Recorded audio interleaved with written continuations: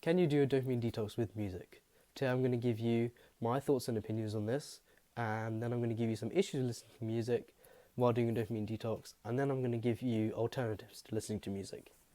Firstly, let's look at what is a dopamine detox. A dopamine detox is reducing the bad habits, which are highly dopamine stimulating, and in turn increasing the good habits, so you start to enjoy the good habits. Because if you do lots of these dopamine stimulating activities, really high dopamine like video games, social media, then you won't enjoy things like hard work or going for a walk, reading, exercising. These things don't release as much dopamine.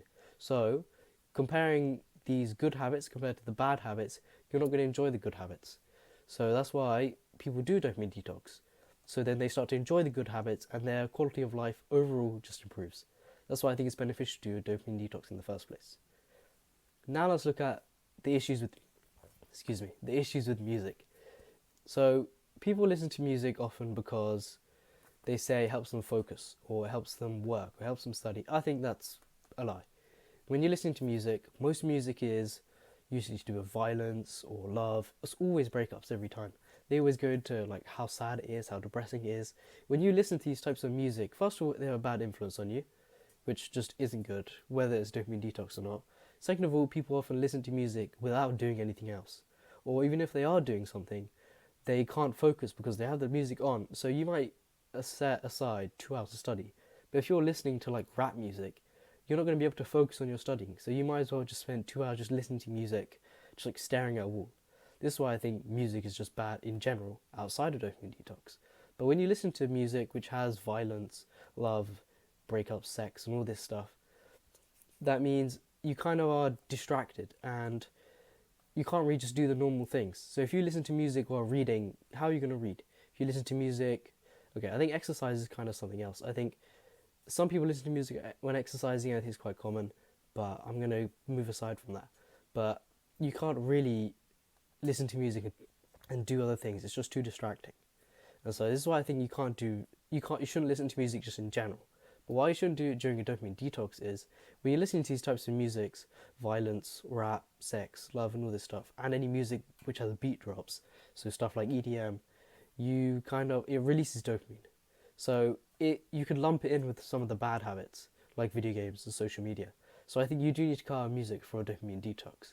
On the other hand, some might argue, some might argue that music is good because it helps you relax. There are some musics I think are good to help you relax, but there are many other ways of relaxing which are much more beneficial.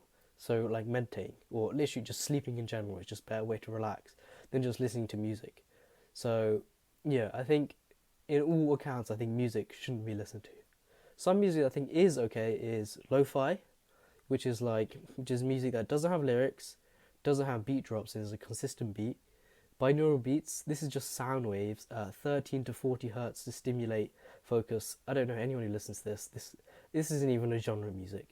Then you have classical music, which I think is alright. And finally, sounds. These are like nature sounds. People enjoy listening to like rain sounds, grass sounds, stuff like that. I think those are four genres of music that I think are okay. As long as you listen to them at low sounds.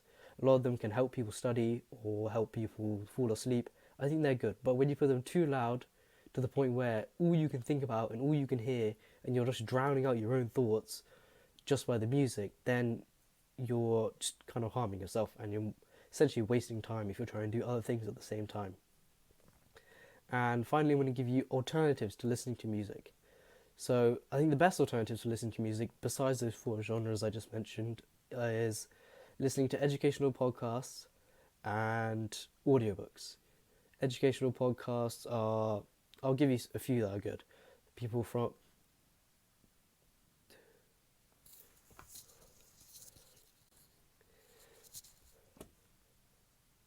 Educational podcasts I think are good to listen to are Iman Gadzhi's one, Hamza's one, First Man, and Things on Stoicism.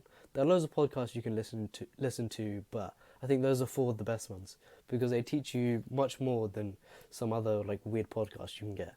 And then audiobooks, you can re-listen to any audiobook books. It's better to listen to self-improvement books, obviously, because you gain more knowledge throughout them. But yeah, so overall I think you shouldn't be able to listen to music during dopamine detox, I think you just lose from it. And outside of a dopamine detox, music is often a bad influence and it disrupts focus.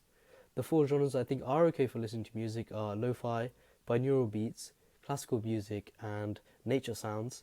And finally, the best alternative for music is educational podcasts and audiobooks. So yeah, thanks for watching, and like a great man once said, do the hard work, especially if you don't feel like it.